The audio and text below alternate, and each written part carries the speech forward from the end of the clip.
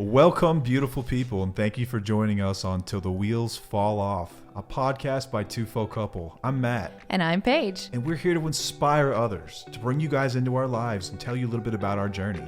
Over 20 years together, we've learned a few things.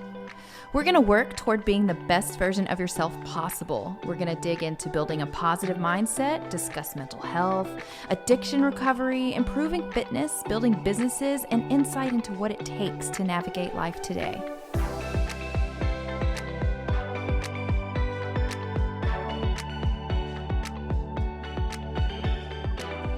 Welcome back to another episode of Till the Wheels Fall Off. I am Matt. I'm Paige. Today we're going to be talking about hope. We spend so much time on this show talking about reality and talking about what to do when you're in a bad situation and how to know when it's time to get out. And frankly, as a creator, I think that I can speak for myself and Paige here.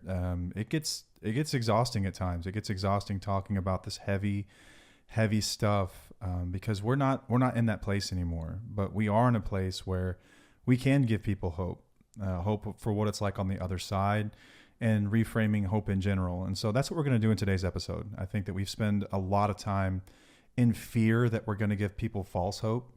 And this is just some behind the scenes for you guys. We are very fearful that we're going to give people the wrong impression, that this is just easy and that this is everyone's outcome. And it's just not. But I feel like we've beat that horse quite a bit. And it's been a while since we revisited like a positive topic. If you're listening to this, it's Wednesday, the day after the election in the United States. And so half the country is really pissed off. I don't know which half that is. We're recording this before the election, but one half is happy, one half is really mad. And so that probably frames our listener base as very much the same way. People are going to be angry. This is a time of every 4 years, people just get really, really angry about pretty much everything. Yes, it's been a very negative place on the internet right now. It's been really tough lately. And so we're hoping to provide some kind of a bright spot, a bit of a reprieve, if you will, to help you get through whatever it is you're going through. Like as if it's not tough enough that you're going through whatever it is in your life that's brought you here, you've got all this other stuff on top of it. And so we're going to cut through that today and help you with some hope, help you find some hope today. That's just our goal. A little bit lighthearted, a little bit more lighthearted than what we usually discuss. Yep. And I'm not going to spend 12 minutes on ads, but I am going to talk about some ads. So let's go.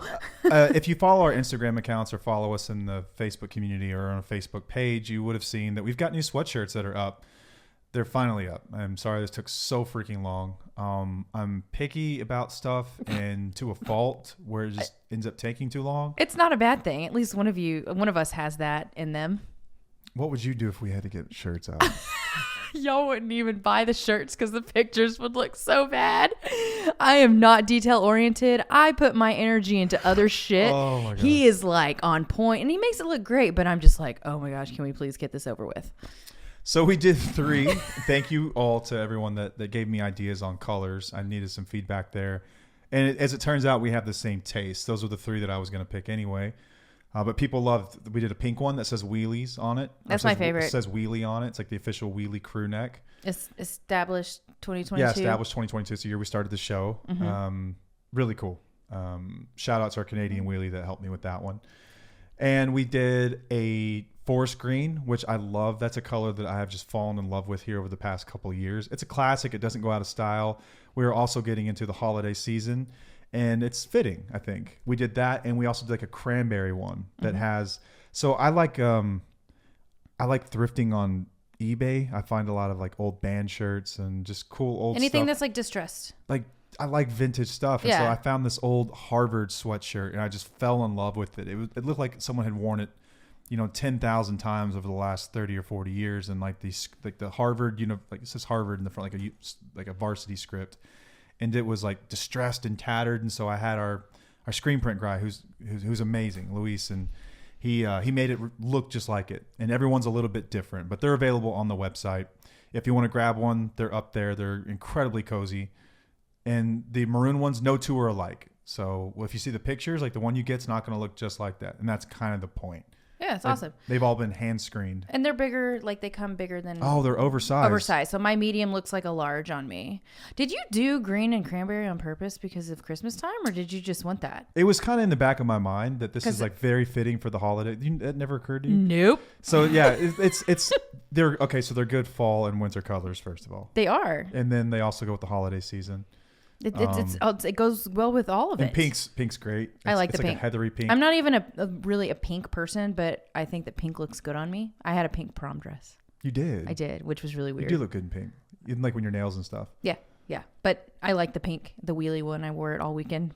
So they're great too. They are available. They are out there if you want to grab one. Okay. Check it out. We've got a community that's available there. If you don't know about it, it's a free community where you can come and network with other wheels, talk about episodes, talk about things that are going on in your life. We've got a newsletter there. Hold on. I need to go back to the community. I'm sorry, we didn't discuss this first. But there's a wheelie who has set up a weekly podcast club in the community where you listen to a specific podcast that she has picked out and she asks questions. It's basically a reflection. It's a time for you to journal about it and listen to it, and it's growth oriented. And I just wanted to put that in the podcast because I don't think I discussed that. But I told her today that I would let everyone know that that's something else that you can dig into. Yeah. It's amazing. It is so amazing what she's doing. You can really like dig down and drill into episodes and like what you gain from them. And it's helpful to really think about what you just listened to. I know it sounds exhausting, but there's a reason this is being done because there's growth on the other side of it. There's so much to be learned in these episodes. And I'm not saying that because we created them. It's because of what others have gained. Like she's gained. Right. And she asks specific questions for you to reflect on. Like, what is this? What's helping you from this specific episode? And then you learn something from it. So, yeah. Yeah. And if you're looking for, if you've tried things like Al-Anon and they just haven't fit with you, we also have a course. We built a course. It was intended to be an alternative. It's called Independently Strong. If you haven't heard us talk about it, it's a course that is designed to get you through what you're going through. If you feel lost, if you feel like you have just no clue who you are anymore or what to do next, we built a course with a licensed therapist to help get you there. It's called Independently Strong. You can check out more by going to our website. There's a link there for it, or head over straight to independentlystrong.com. If you want to purchase it, there's a 75% off coupon using the code Wheelies75. Again, that's Wheelies75 at checkout. And we've also got a sober link ad here. We've got amazing sponsor, SoberLink, that has reached out. I know that some wheelies have even taken them up on the offer, the $50 off a device. It's a really, really cool tool. So I'm not huge into tech, but I spent some time with them talking about the tech that's in this thing, and it's insane. Like the amount of technology that's in this device. It's like sort of like a smartphone. Like it is not just like what. Remember, like back in high school, we bought a breathalyzer and just to see how high we could get it to go. We did that? Yeah. Well, you did that. I did that. Well, anyway, it's not like that old breath. It's not the kind you buy at the drugstore or the supermarket or wherever you come across these things. It's not easy to break. This is a high-tech breathalyzer. Yeah. It offers a discreet and reliable way to monitor sobriety. So whether you're navigating like a co-parenting agreement, or you're working on your own recovery and you're trying to reestablish trust, SoberLink can help you bring much needed peace of mind. Accountability. It's a portable device, so charges like a cell phone would, and it has facial recognition technology. This is like military grade facial recognition technology. So it cannot be tampered with or messed with or beat. They know it is you if you are blowing into it. There's no way around this thing. It is the gold standard for reliability and validating results. They are not interested in proving one side or the other correct. They are interested in providing the best and most accurate data that exists. That's all they care about doing. They are not looking to get people in trouble. They are just trying to show results. That's all that they care about. And they have a 24/7 team on standby to monitor anything that seems irregular. So if you're afraid, well, oh, they're just out to get me. That's not the case. They are monitoring this stuff. If you have cologne on and maybe that sets it off funny, they can tell the difference. They're going to ask you to blow again. There are people behind this thing 24/7. It also has built-in tamper detection. So if someone does try to mess with the device, they will know and everyone will be notified. You can set up sober contacts. So if you're trying to reestablish trust in a relationship, you can set up like your spouse or your friends or your family therapist or whoever agrees to be in these emails, and they get notifications that says, hey, he blew clean or she blew clean. Like this is good. We can all celebrate that. We can all go home knowing that you are telling the truth. It helps reestablish trust. And I think that from the other side of this thing, I want people to know this is not going to solve all your problems. This is not like, I don't want people thinking, oh, I'll just go to SoberLink and that'll fix him or her. It won't. It will not. Absolutely, it will not do that. But it will give you peace of mind. Mm-hmm. It will allow you to trust your gut again because you will know that right there. Hey, I feel like something's up. Well, that data is going to tell you whether or not something's up. Mm-hmm. And that will allow you to understand what it's like to trust yourself again. Like, oh, I'm not crazy. There's totally something going on here. Yep. You will know that. It's really useful in co-parenting situations, as we mentioned previously. I don't think I would do this any other way. If I was in a custody agreement battle of some kind, this is the only thing that I would trust to know that my kids, the most precious things in my life are going somewhere safe where someone is sober. Okay. This is a device that's going to do that. It is court admissible in all 50 states and in Canada, offering proof of sobriety when it really matters. And that's why over 200,000 clients trust SoberLink and why it's called the gold standard in court. So if you're looking for accountability and peace of mind, go to soberlink.com/wheels to get $50 off of the device. Again, that's soberlink.com/wheels. And Matt are you done with that one? Yeah. Okay. And I cut you off when you were talking about a newsletter, but Matt has a newsletter that he releases every Monday. It's absolutely amazing. You have to go sign up for it immediately at twfo.com. I mean, seriously, it is so good. Thank you. You're welcome. I'm supposed to be posting those as a blog as well. And I just get busy and life happens. Forget. We do everything. I'm behind on that. I'm behind on that, and I will get that. Yeah, we're behind right now. If you're watching this on YouTube, you're like, what the hell's wrong with them, man? I'm sitting here in a old Journey concert shirt and a Red Sox hat because I got rained on. We had nasty storms. Oh yeah, we had some crazy storms today. And so my hair is oh my God. It's so curly. It just carrot topped. That's what my hair does. It curls. So it's just a mess. So we're a mess, but we're here. We're showing up. Also, whenever this episode releases, you will be in either the hospital or at home. Yep. Matt is having a procedure done on his back. It's pretty significant. We've talked about it before, how he was going to have a procedure coming up. This isn't the injections. This is actually they're going in and shaving some discs off or whatever. Full on back surgery. Yeah. So we'll see how that goes. Yeah, that'll be fun, right? But that's kind of been, we haven't been stressed about it, but it's still, something that we're having to deal with. I was thinking about it. I'm checking in tomorrow so I can purposefully injure myself and not be able to do shit for 6 weeks. It's wild. But in the long run, you pay that price in the beginning. In the long run, hopefully my feet don't go numb when I walk anymore, and I'm not excruciating pain all the time. And we can go do things with the kids for long periods of time, so you don't have to sit down. Walk around. But yeah, it's still, you even talked to a pain management specialist last week, right? Yeah, I talked to a therapist. I thought this was interesting. Yeah, I talked to a therapist. You're trying to stay away from medication, from pills, because if you listen, you know that was his, drug of choice. Yeah, I love opiates, man. Yeah, That's so this is I'm not scared. I don't have crazy fear around it or anything like that. We're just going in it with a pretty positive mindset, and I know that Matt can handle a lot of shit because he can handle a lot of pain. But he did have some discussions with a therapist about, mindful pain relief. Yeah, I'm pretty resolute on getting through this without the need for any sort of narcotics whatsoever. And I've talked to my doctors about my history, which I always do. And if you're in recovery, I suggest you have those conversations and just let them know where you're at. Because the brain's really sneaky. It's really sneaky, and it's really clever about justifying things when you don't really need it. But there is such a thing as needing it. And I know the difference. And I talked to a pain specialist about holistic ways to deal with pain. We talked about distraction and how powerful a tool that can be. So crosswords, Tetris, she said Tetris specifically is really good for keeping your mind busy. And if you're not focusing on it, then you won't think about it as much. Now there is some level of pain for which you may just need relief. And I'm not a martyr, but I'm pretty tough and I'm willing to go through it. And so we're going to play that by ear. I'm going to go into it resolute that I'm not going to use anything. If I wake up and it's holy hell, then we'll have that conversation. But I don't plan on it. But back in the day, I wouldn't have known the difference of real pain and pain of just wanting narcotics, because and the brain is clever too. Fucking milk that shit. Yeah, and when I first cleaned up, I actually had back pain, and then my pain was really bad, and then after being off of being clean for 2 or 3 weeks, my pain was basically non-existent. Like your brain will send pain signals because that's where they come from. Pain signals come from the brain, and it will send pain signals to get the drug. It's like trying to convince you in any way it can to get this drug in your body. And like once it finally realized it wasn't getting it, it just kind of dropped it and let it go. Yeah. But if now the pain is severe, it's bad. But I get through it with like ibuprofen and Advil and Aleve especially. I did a campaign with Aleve. Talked about this. Yes. I love that stuff. They won't let me take it though because it's like thins your blood. It thins your blood. You can't have it before or after surgery for a while. Yeah, so I'll figure something out. Yeah, we'll be fine. I just wanted to bring that up. I appreciate everyone's like well wishes.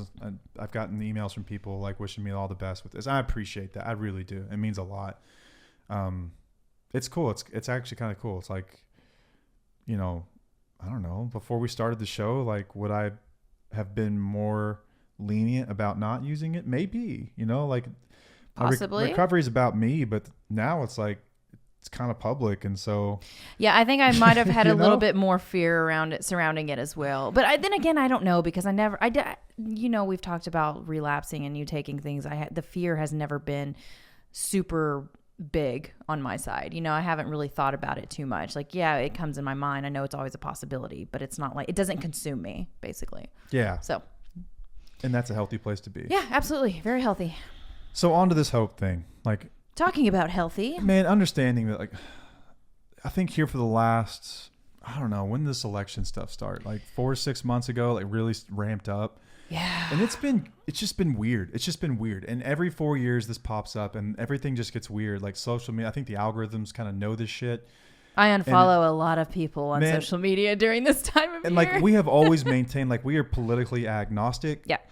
And that's pretty much in real life, but especially on this show, we don't talk politics, but we are going to talk about a bit of the effects of what this stuff does for people. Mm-hmm.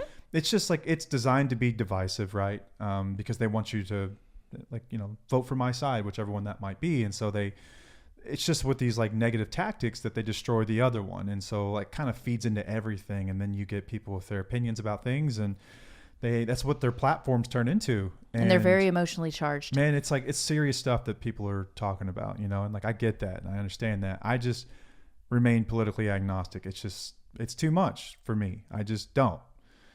I don't want to go there, but it affects people and we can see that. And we can tell by the number of listens that we get in any given week. We can tell when people get distracted around holidays and certain events. Like we can see the numbers on the back end and like how these things correspond to certain holidays or events, things that happen. Mm-hmm. And the election is no doubt kind of distracted people and it's kind of gotten them into a funk.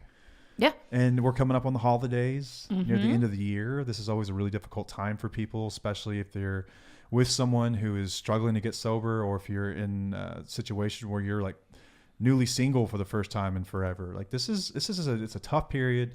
Even if it's like the first year into sobriety, it's kind of scary. No, it's scary because of the triggers that could pop up with the holidays and stuff. Yeah, it's difficult, man. So with this episode, I want to give people some hope. I want to give people some lightheartedness. I want to remind them that this is not all doom and gloom, that there's actually something to look forward to in all of this. Like speaking personally from where we're at, like there are several couples and we hear from them and we see you guys who are doing the same thing that we did. Like they're resolute on figuring this shit out and they are working on this together.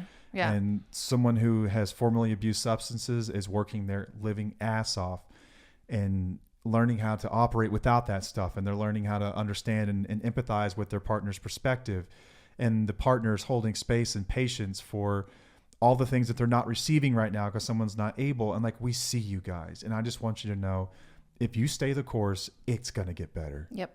It can't get worse. It will get better. Doesn't mean that there's ever really an end. Like there's no finish line. I mean, anything can get worse. What do you mean? It's not going to get, okay. It's not going to get worse. If you keep doing what you're supposed to, where you were at, if you keep doing what you're doing. Doesn't mean that life won't happen. It doesn't mean that stuff won't come up, but if you anything, won't be there more anymore. Stuff comes up and you have to deal with it in different ways, but you're going to be stronger and you're going to be equipped. Yes. And more resilient on how to deal with things. You're going to know how to deal with it. It can be stuff. Beautiful. Yeah. It can just be so good. And I think it's very rare that we talk about that anymore. It's rare that we give people that sort of hope, because our fear has always been someone's going to fall in love with that idea and not look at the reality of the situation that they may be in, which in many cases can be a very dangerous situation for them or children. And we want people to know the difference. And I'm going to give everyone the benefit of the doubt. If you've been listening, you know the difference now. You know the difference. Like we talk about reality all the time. We rarely ever talk about hope. We hardly ever discuss it. And hope can be different for everyone. We talked about like what ours look like and like those couples that are working through it. But there's just as much hope to be had from someone who is not in that relationship anymore, or from someone who is still with someone who's in active addiction and they're uncertain what life can look like. They can't imagine what life would look like. And so I'm going to open this up with a bit of a story. If you read the newsletter this morning, I wrote about gratitude and meaning. Or Monday morning. Yeah, Monday morning. Sorry. Yeah, you're listening to this on Wednesday. That's right. We're recording this Monday, super late. Y'all know what we meant. But I'm just picking on you the today, newsletter baby. was about gratitude and meaning, no matter the circumstances. And so I started it out with this discussion about reservations. Now, in recovery circles, reservations kind of refer to like lingering doubts or uncertainties or like these mental like escape clauses, I guess, that we kind of have as it pertains to recovery and sobriety. Like many people, like I always ask people, like when I discuss early sobriety with them, is like, do you have any reservations about being sober? And rarely are people honest here. They're like, no, I'm done. I'm through with that shit. But everyone has reservations. Everyone does. Okay. Just be honest about them. Mine personally was, I don't know if I could stay sober if something happened to my kids. Like, I don't know if I could deal with the pain of losing a child or some like a terminal illness or something like that. I don't know if I could do that. I just don't know. I don't know how anyone could ever go through that kind of pain without numbing out. I just don't. And for other people, it might be that. And then some others, it might be like divorce or like the breakdown of a family unit or being alone. You know, like there are many things in recovery that, like when the rubber meets the road, are you really ready to walk this? Are you really ready to do this? And that's what reservations are about. And I was talking to this guy, and he's since passed, but I'll never forget this conversation I had with him. I had never really discussed my reservations, maybe with like one person, but I'd kind of worked through them, and I just took it on faith that there was someone out there that had dealt with it and they figured it out. And if they could do it, then I could do it. There was a well-worn path to do it. I just didn't know what it looked like. And so this guy was talking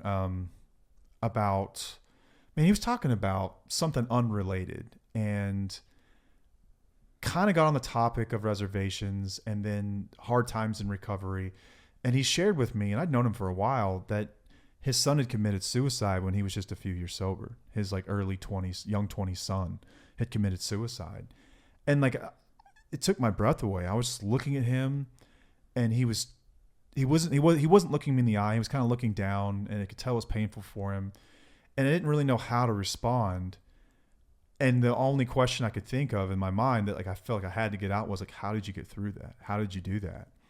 And he started to talk about how he processed that moment. So him and his wife had been estranged for a while, and him and his son weren't the closest because of what alcoholism does to a family, right? Because of the things that you see, the things that your parents go through, and like you got to sit on the sidelines and be party to that and all this shit that takes place, right?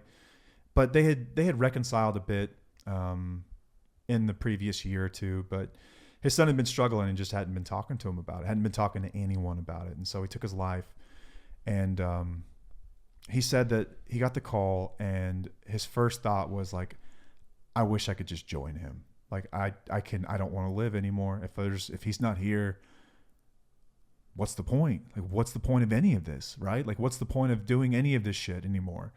And then he said he quickly remembered what he had read in Viktor Frankl's book, Man's Search for Meaning. And it's the first time I'd ever heard about the book. And it's about reframing hope in some aspects. We'll get into a bit about what it really meant to me and what I think it can mean to you too, if you've never read it. But Viktor Frankl talks about the last freedom that we truly have is our ability to choose our mood and our responses and our attitude at any given moment, no matter what. And so he took that thought, and in that moment, he was able to find gratitude that for 20 for This is going to be hard to get through, but I'll do my best. It's just such an emotional moment. I remember. And I just can't imagine how he felt or how we got to this point and how he arrived at this moment where he was able to find like anything other than just pain and despair. But he said for 20 something years, God had given him the gift of being that kid's dad. And he had gotten those moments and no one could take those from him. And he had gotten the chance to impact his son's life in some way. It was a privilege to be his father. He said that same boy also had to watch his father abuse his mother. And he took ownership of that. And he understood that he played into this whether or not he liked it or not. And so he was being so brutally honest with himself, but compassionate with himself at the same time and with his son. And he was finding gratitude in this. And in that moment, I realized no matter what happens, we get to choose how we respond. No matter what. It doesn't matter what happens. We get to choose our response. There's freedom in that no one can ever take from us. And so I don't believe in reservations anymore. And it was after that day I realized there's nothing that anyone can go through. And read Viktor Frankl's book. This man was a survivor of a concentration camp during the Holocaust. There's nothing that you can't go through where you can't find some sort of hope. You can't find something. And Frankl says that it all boils down to finding meaning in your experiences. If you can't find meaning in your experiences, then it was all for naught. It's about meaning. It's about finding purpose. And we try to do that on the show every single week when we talk. That's what Paige and I do. That's what we spend our nights and we spin our wheels and we think about what's a message that we could give people. It all boils down to this. How are you going to find meaning? How are you going to find meaning in this? We found meaning one way. I had a chance to live and I fucking took it. I took it and I ran with it. I never looked back. Other people are going to have to find meaning in other ways. They just are, just like my friend did whenever his son took his life. And you can do it. Viktor Frankl said that we can discover meaning by creating work or doing a deed, by experiencing something or encountering someone. He explained this as through love, or by choosing one's attitude toward unavoidable suffering. And the third path in particular emphasizes his belief in the human capacity to choose a response to suffering, which he saw as an essential form of freedom. He said that even the most dire circumstances, people retain the freedom to choose their outlook and attitude. And freedom is key to finding meaning. That's what it all boils down to. And so no matter where you're at in your life, I want you to have hope and happiness in the fact that no matter what, no one can take your freedom away to choose how you decide to feel about something and what you decide to do with it. More than anything, that's something I want people to be excited about. I think that we can all get together and hold hands and agree that no matter where you're at, if you're still mad that someone won't stop, if you're crushed because someone didn't and you had to make a tough choice, or if you're in early recovery and you're just trying to figure this shit out, is this ever going to feel good again? Yes, it will. Yes, it absolutely will. The sun will come up again. You will find meaning when you take action. When you get willing and you take action to do it, you will find meaning. It's about shifting your perspective. It is. It's really what it's about. Like Frankl said that everything can be taken from a man but one thing, and that's the last of the human freedoms: to choose one's attitude in any given set of circumstances, to choose one's own way. And so we talk about reframing hope. We talked about reservations a little bit. And so I want to talk about how to find meaning and real hope. We've covered this. Paige, you've done a phenomenal job of covering this before.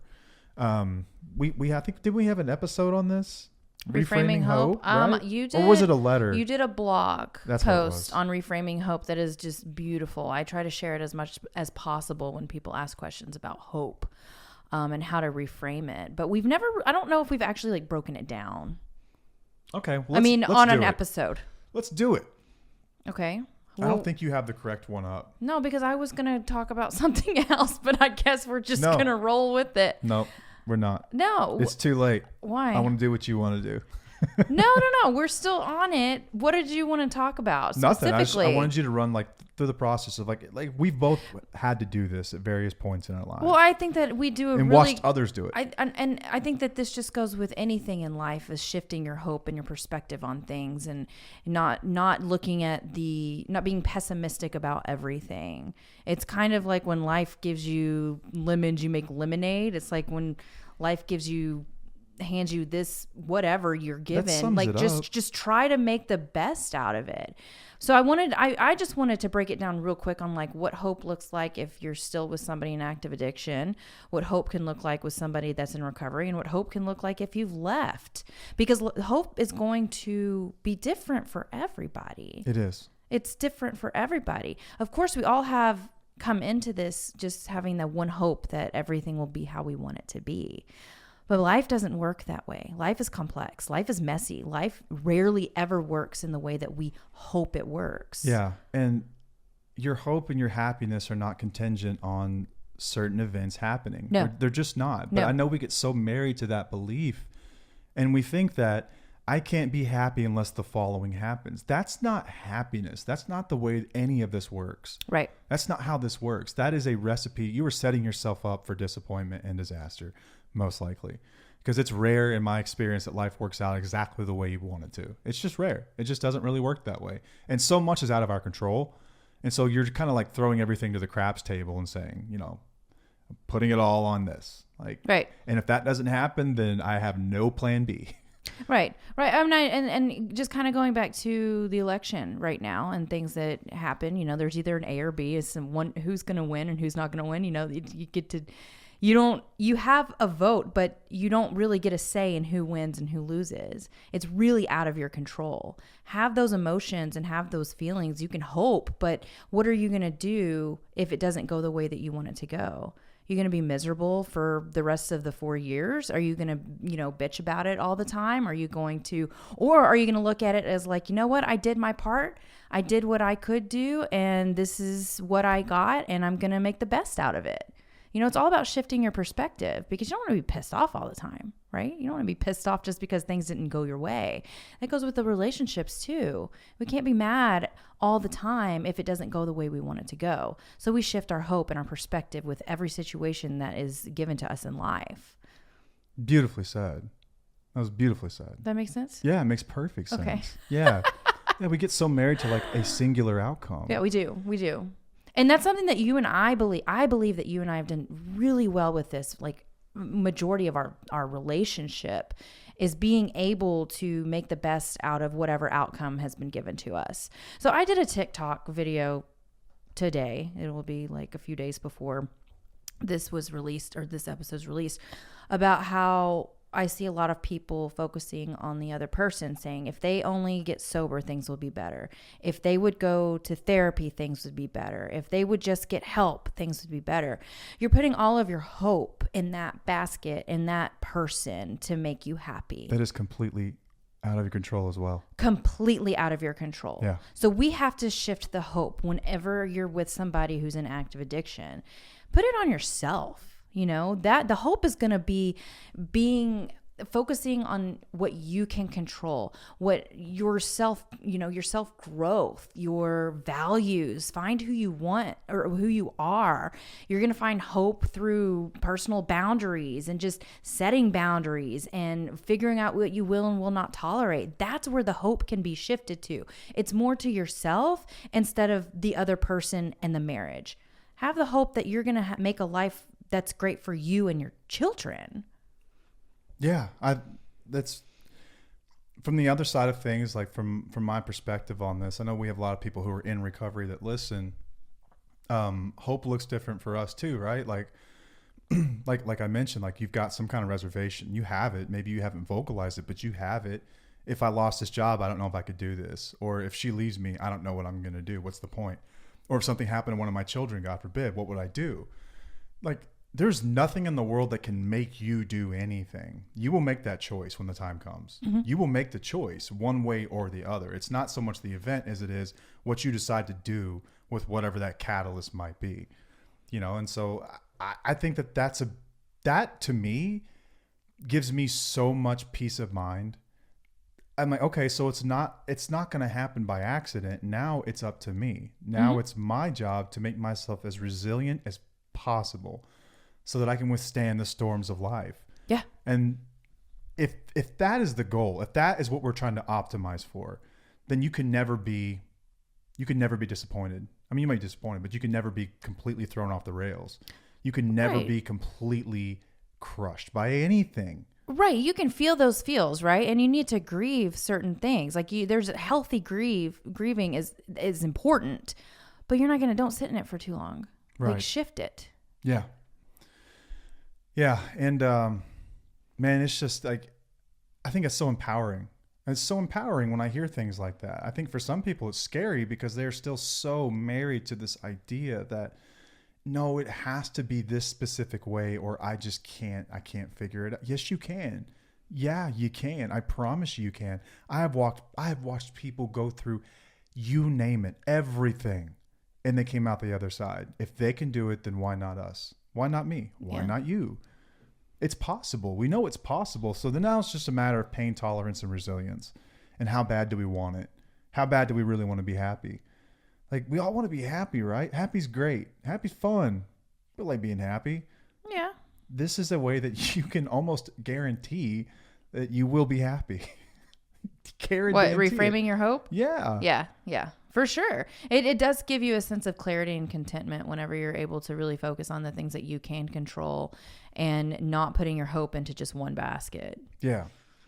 But let's say that you have left the relationship or someone has left the relationship. Where's the hope in that? You know, because that means that you're getting the outcome that you didn't really want. So you're going to grieve, you know, you're going to be sad about it, but there's a lot of hope in that because if you reframe it, you can look at it as, you know, becoming free from the chaos, you know, getting out of the chaotic cycle that you've been in for a long time. You get to rediscover yourself and your dreams and your goals and who you want to be in life. You get to embrace new relationships further on down the line, or even relationships with yourself, or even your relationships with your kids. Like, they're going to change as well for the better, probably. And then you're acknowledging the strength to walk away. That's something to be proud of for yourself as well. And that's shifting that hope into something completely different than what you expected. Yeah. It's not the end of the world. If you find yourself in this situation where you've done everything you absolutely could. And we encourage people, like, turn over every stone, do everything you can. Yeah. Exhaust all the options. Try therapy, try counseling, try to read the books, work through this, be patient, give it time. But if you get to a point where you're like, we are at the point of no return, this is not the end of the world. Like, think about all the amazing opportunities and possibilities this opens up for people.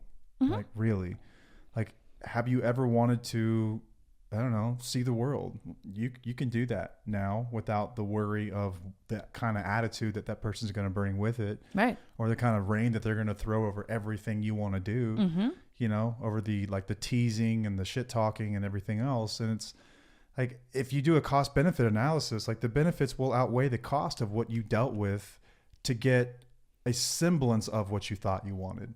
And, like, there will be a day, I promise you, maybe you think I'm crazy saying this, but, like, you will be so grateful that you didn't get what you thought you wanted. Yeah, there will come a day. Yeah, I promise you that. Yep.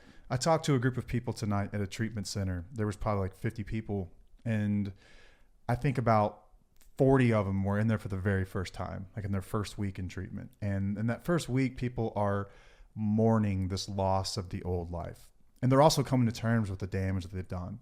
It's a really, really surface level, dark, emotional place to be on a Monday evening in the pouring rain, but right where I needed to be. I'm glad I was there and that they allowed me there. But for so many of us, and I know this is not comparable necessarily to someone having to leave their home and having their dreams crushed, but there is something to be said about a way that you've lived your life for 30, 40, 50 years for some people, and you've become so used to this way of you operating where when life gets really tough, you turn to a substance. It becomes the most comfortable thing in the world. It's like a warm, fuzzy blanket. Pacifier. You're like the only thing you can actually depend on in the world, even when it's causing you harm. You have to be there to understand it. But for the first week or so, like you mourn that old life because you're like, how the hell am I ever going to have fun as an adult again if I'm not like at church camp and being corny about everything? Like, how am I ever going to watch a game again? Like, how am I ever going to have fun on vacation again? Like, what do you do after work? Like, your whole world comes crumbling down in this moment. And some people just stay there. And that's as far as they ever take it, was that this sucks. The end. Yeah. And then there are a few others that think of the possibilities. Mm-hmm. What's possible now? What can I do? And you spin it. It's all about perspective.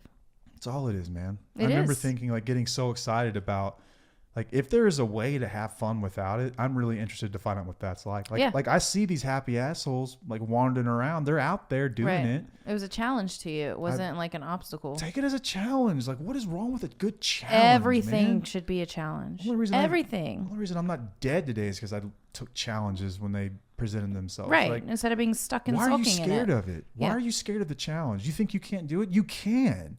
You can absolutely survive anything we throw at you. Mm-hmm. Anything. Yep. I wish people would give themselves a little bit more credit. Mm-hmm. You can do it. You can absolutely do it. It is not reserved for some and not for others. There are not certain qualifications for people that get this thing and then those that don't. Yeah. It doesn't matter where you're at in your relationship. If you're on the outskirts of it, wondering what the hell happened, how do I make sense of this? Reframe that hope. It may not be exactly what you wanted, but it doesn't mean that it can't be fucking awesome. Yeah. Or even better. Right. Like, have the possibility. Right. Absolutely. So if you're in a relationship still and you're both working, Mm-hmm. you're both working on recovery, you're both working really hard. I know that a lot of the times the hope is going to be, oh, I just want to get back to where we were when we first met.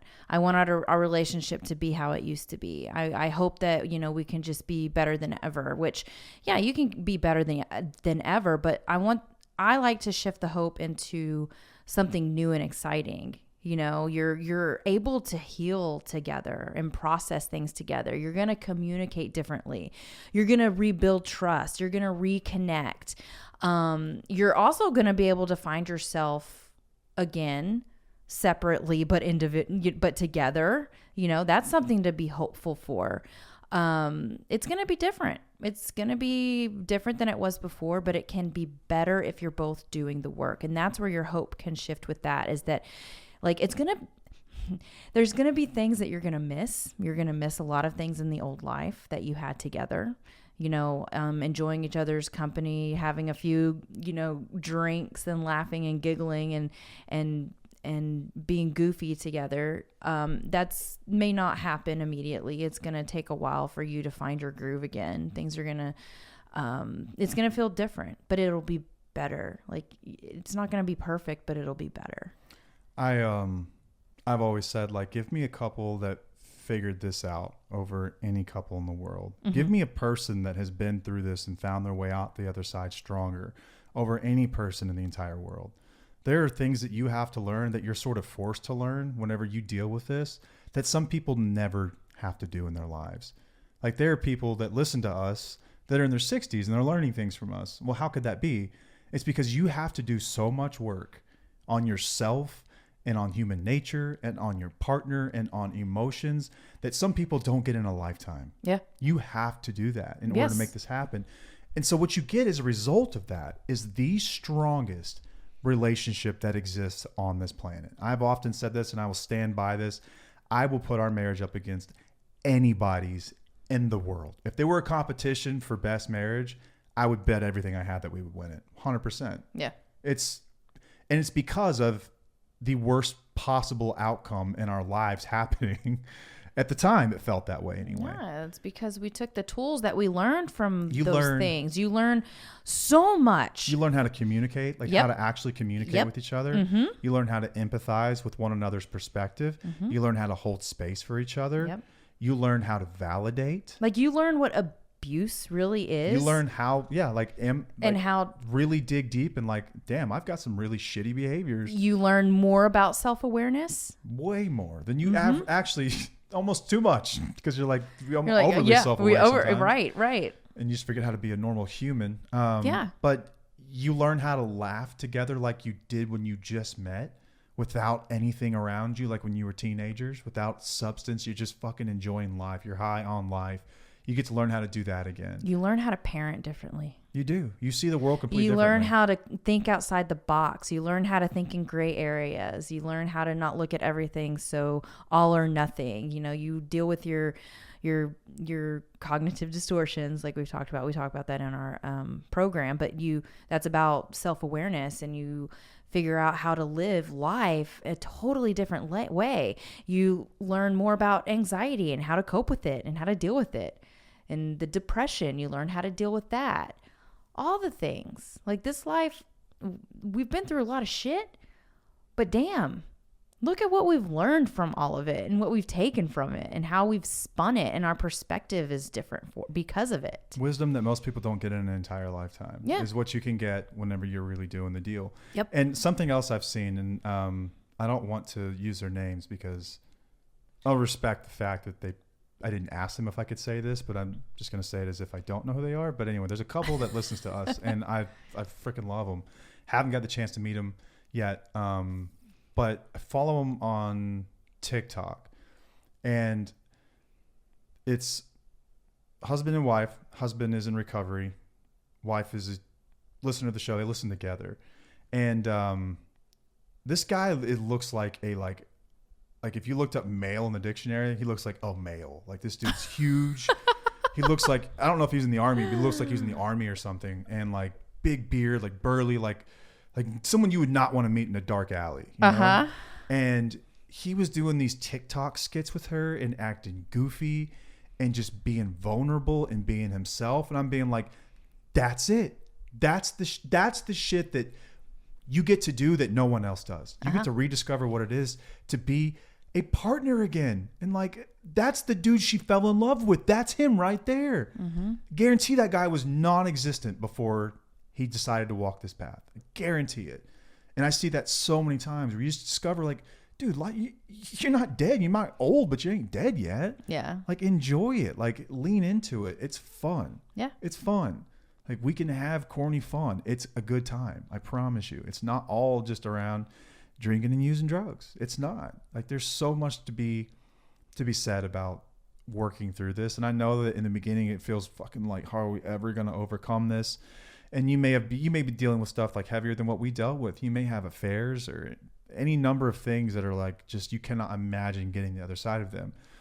Dr. Taylor's been on the show. Dr. Taylor's also my best friend. So we talk a lot about not specific patients, but cases, if you will, about couples that make it to the other side. And he's like, oh no, they do it. They do it all the time. It's just rare because at some point you have to decide, am I going to forgive or are we going to get divorced? That's what it boils down to for a lot of people. Right. It once again, like talked about Frankel, like you get to choose. It's a choice you get to make. And I'm not saying make one choice or the other. I'm just saying it's a choice you get to make. It's not like anything's set in stone. Maybe at some point the damage is too great. It's just not an option to move on. But in other times there's a way out. It is doable. Like nothing's a death sentence is what I'm trying to say. Nothing is a death sentence. Right. And you can learn so much in going through shit. Like so many times I've talked about the alchemy of recovery. And I don't think that really resonates with people because maybe I'm the only nerd that's read The Alchemist like 5 times. No, I think a lot of people have read it.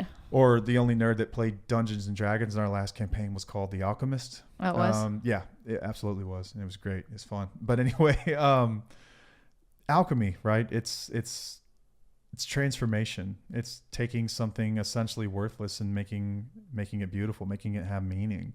It's making meaning of your experiences. No matter how far down you've gone, there is meaning and there is purpose. And if you can't find that, then what are we doing? Like, why is life even worth living at that point? Right. Like Frankel did it, right? Read that guy's book, Man's Search for Meaning, and tell me you can't leave that with any situation you've ever been through and say, okay, maybe I was being a bit of a bitch about that.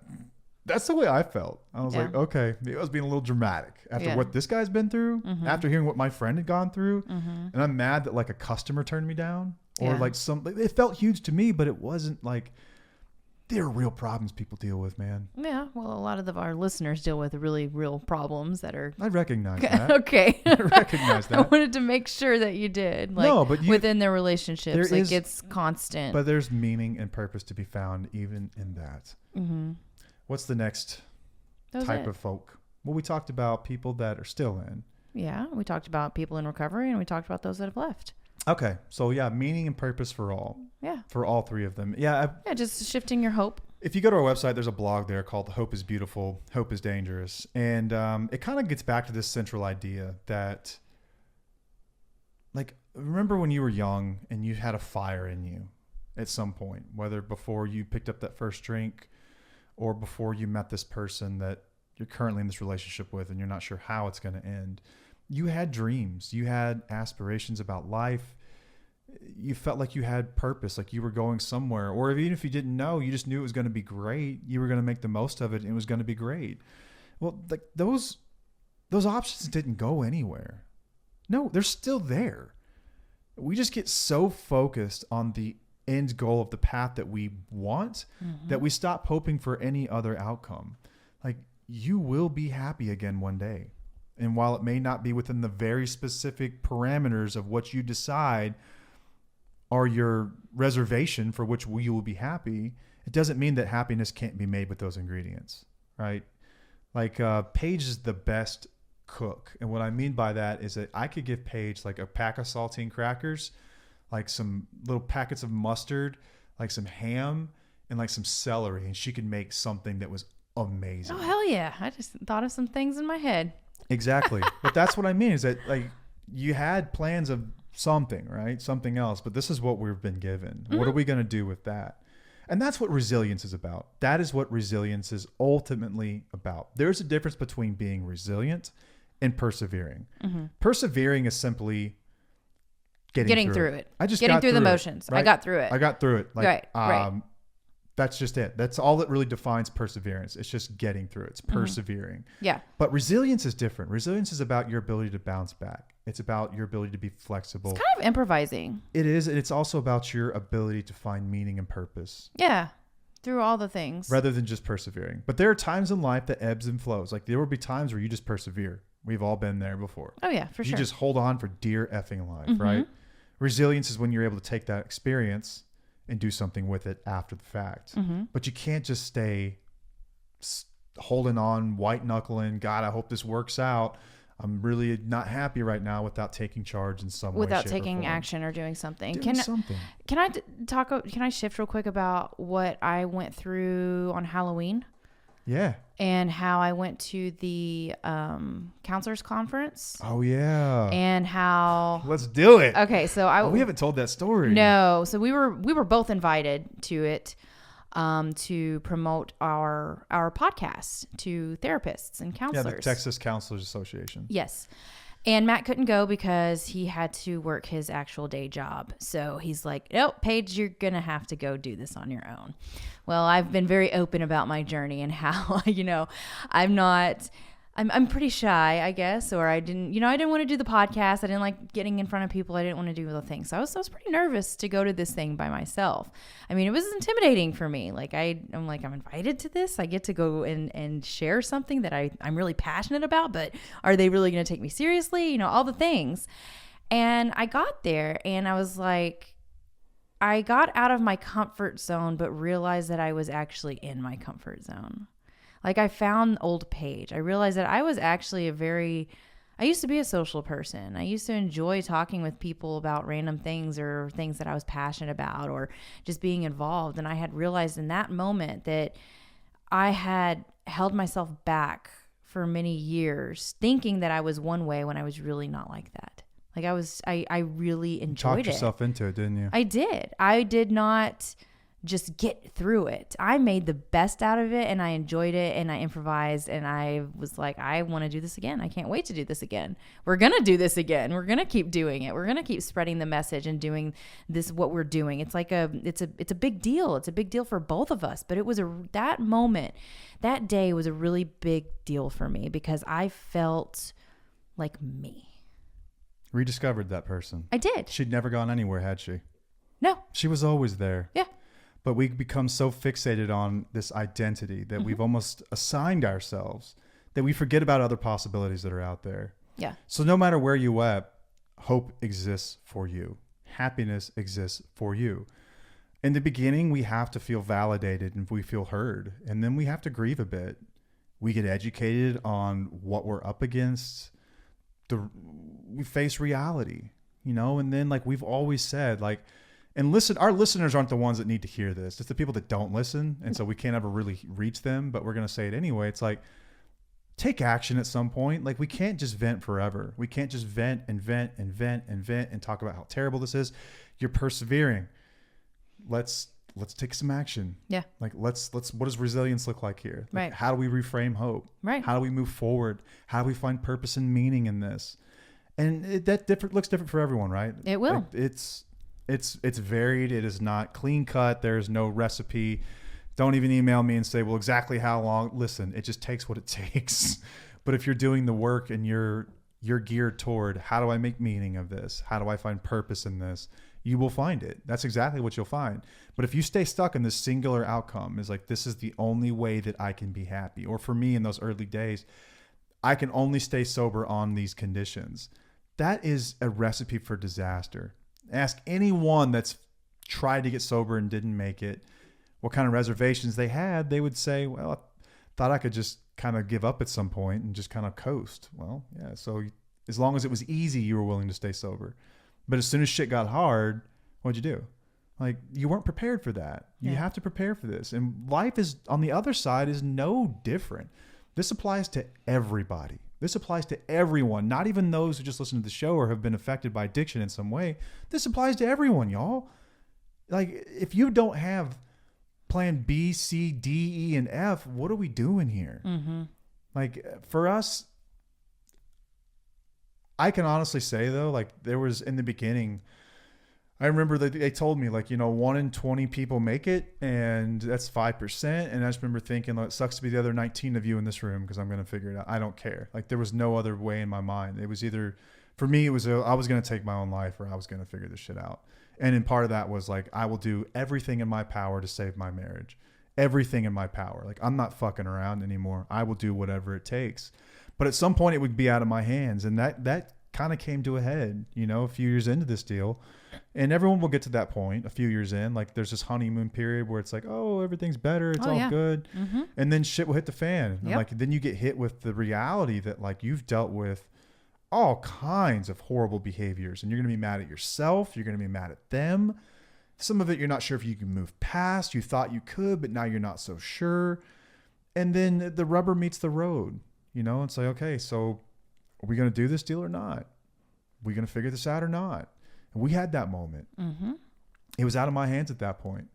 And at that moment, I'm like, okay, well, I can be the best fucking dad in the world. I can still be the best parent. I can still be the best co-parent in the world. I can still support you in other ways. Mm-hmm. Even if we're not, romantic anymore, I'll figure this out. I will figure this out some way, somehow. Like, I will do it. I will do it. And that's the case for everyone. It's just a matter of, are we willing to look at the reality of that? And then what are we willing to do with it next? I just want everyone to know that everyone has an equal opportunity to make something beautiful of all of this, no matter what stage in this you're in. And I know with the election coming up, you would need something positive, because it's, like I said, you're going to wake up and half the world's going to be pissed and half the world's going to be ecstatic, which is going to make the other side even more pissed. And it's just like, it's awful, man. I wonder if our downloads are going to be down that day. No doubt. They are. I know. It really does make a difference. I mean, the world is just kind of crazy right now. It's nuts. It's nuts. And thank you to speaking of down, thank you for everyone that listens. Like, getting to 250,000 downloads, I guess, like, in some ways we'd hoped it'd happen, but we were going to do it either way. Like we said, we'd do this thing for 5 years. We are 2 years in right now. We've got 3 more years of this.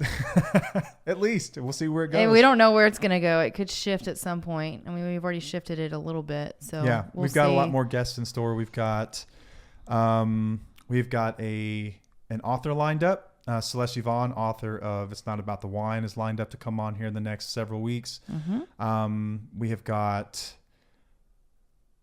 who else was there? Oh, we are going to be on someone else's show. That's what I was thinking. Later this week, possibly, depending on how I feel. Yeah, it depends on your surgery and if you're going to be able to sit up or not. We'll see. It's something we haven't scheduled. A really fantastic sex addiction therapist that's going to be in December. More to come on that. We have another content creator too.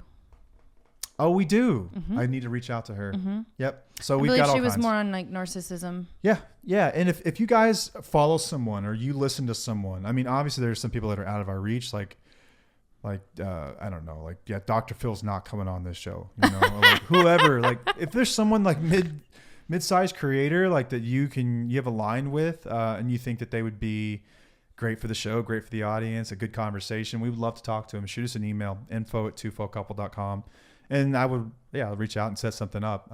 We finally got the remote podcasting thing figured out. Thank you for your patience with all that. Doesn't mean we're gonna have guests every week. It's still gonna be us two, but we're gonna sprinkle in guests to make this thing more interesting, and we'll kind of ramp that up over time. But in the beginning, we didn't want to change too much. I know that people can kind of revolt when it's like, hey, I've gotten used to this and now you're changing it on me. I think we're not going to do anything if it can't be multiplicative or, I'm not going to do anything that's like makes it worse. I'll put it that way. I'm not going to have a guest for the sake of having a guest. Oh yeah. Like if they're coming on, it's going to be like, it'll be valuable. It's going to have value. Yeah. End of story. Okay. Well, I think that's all we've got. Was there anything else? No. Nope. I think we're good. It's time for bed. Yeah. It's time for bed. Okay. Again, sweatshirts are up. Sorry about that. It took so damn long.